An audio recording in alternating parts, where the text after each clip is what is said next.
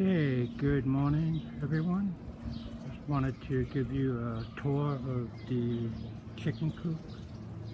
We just got done building. This is our first time raising chickens, and we did a lot of research online and compiled all the information together, and this is what we came up with. We live in Southern California, closer to the desert, so it does get hot here. Gets up into the hundreds, and 105 to 108. So it does get pretty hot here. And what we have is we set out treats for all the birds. Those are apples that we froze, and then when they're frozen in the heat of the day, we put them out. That helps cool them down. And then we also have water that we set out, and this is ice cold water. There's ice in there, so it's always nice and cold for them. And over here we have the Gatorade for chickens, and that is just stuff that you buy online and you add it to the water, and it helps their immune system. And that is ice cold as well, and they love it. Here's their run, where they typically spend most of the time. During the day, I let them out to free range. They can go and do whatever they want. They're pretty lucky, if you ask me. And they're roosting bars that I put up for them. And then for the ground we use sand. Sand is super easy to maintain and super easy to pick up after them. Pretty much every other day I go through and pick up all the droppings. Just did it this morning, so it's fairly clean right now. We started off, we had I don't know, about 6 or 7 chickens, and then chickens, once you start raising them, they're like an addiction. They're really fun to have and fun to watch. All the little games and they play and things that they do. This is one of my favorite ones. That's Daisy Mae. Hey, Daisy Mae. Yeah, I just say her name and she'll spread her wings and she's like, okay, pick me up. They're oyster shells that we set up for them. That's because we just read online. That's something that you need to do when you're raising chickens. Set out oyster shells. It helps them form their egg. And then here I have an automatic watering system. 1, 2, 3, 4 waterers. They don't use this as much because the water is pretty warm when it comes out of here.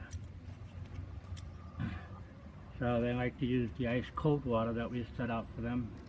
But we have just in case.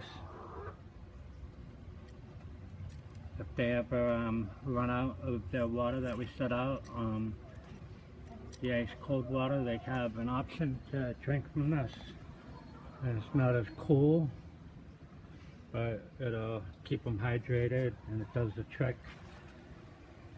Here's a little cage that I put inside the run. When we got the babies, we got 4 babies that we integrated into the group of 13 mixed chickens that we have. There's one of the babies right now. And I put this cage inside of the chicken run, so if they ever need to get away from the big ones and hide, it kind of helps protect them a little bit. And this is also how we integrated them into the flock of the other 13 chickens. We set them in here for about a week, and they became really familiar with the big birds, and then we just opened the door and they've been fine ever since. So this right here is the house. This is where the magic happens. They go in here at night automatically every night when it starts to get dark. They all line up and go up this ramp and go right into the house and go in, and they fight for a position. Who gets to sleep in the best spot, and then they quiet down and go to sleep. And here's a couple of nesting boxes that I built and put outside because we have 4 nesting boxes on the run, and just in case they needed some extra places to go and lay their eggs, there's 3 more on the outside that they can go to, and they do use them. Here is the underneath of the house, and you know, it's just a little like 16-inch tall space for them. They always go into here when it gets really hot, and it keeps them nice and cool.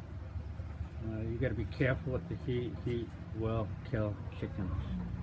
So we do everything we can to keep them hydrated and cooled, and so far so good. We've had them about a year now, and the babies we've had about 4 months, and so far so good.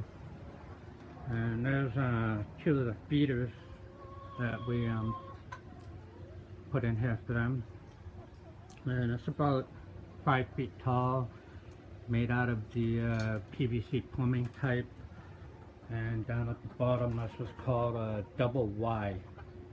And we fill this tube up with food. We actually have 3 of them. There's 2 there, and there's another one over here. We have 17 of these guys, so we thought 3 would be okay. I'm thinking about maybe putting in another one, but so far it seems to be pretty good.